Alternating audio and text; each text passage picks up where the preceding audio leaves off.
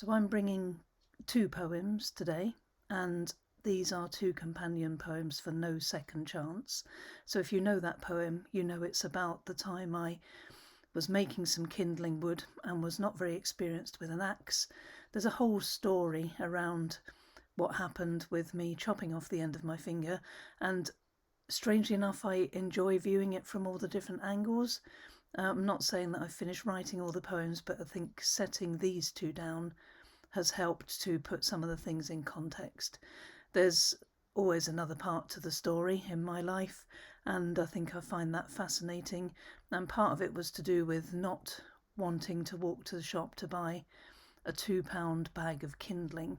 So, as well as the fact that actually holding a big log between finger and thumb and then wielding an axe resulted in that chopping off the end, there was a bigger story around it. That isn't mentioned in these poems. These deal with the actual injury itself.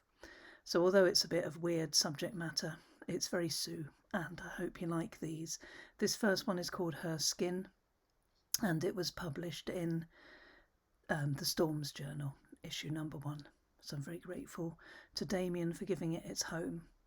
Her Skin. On warm summer days, the scars on her arms conjure up spiced cinnamon.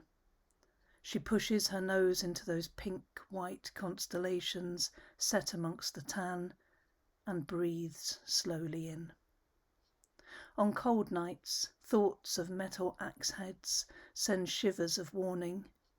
2 hands, an axe must be gripped by 2 hands.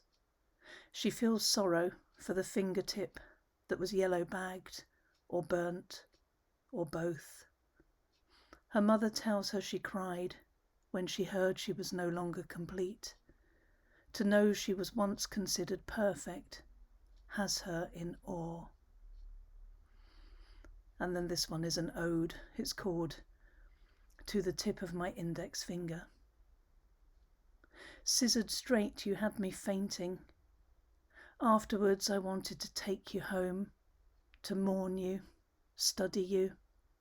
I think they labelled you as waste, to burn. That night pain raged. All day shock held it down, but the darkness of unknown hours brought it rolling in. I placed a cushion on my chest, rested my damaged hand there, sending out half a prayer, waiting for the hurting to break. Thank you for tuning in.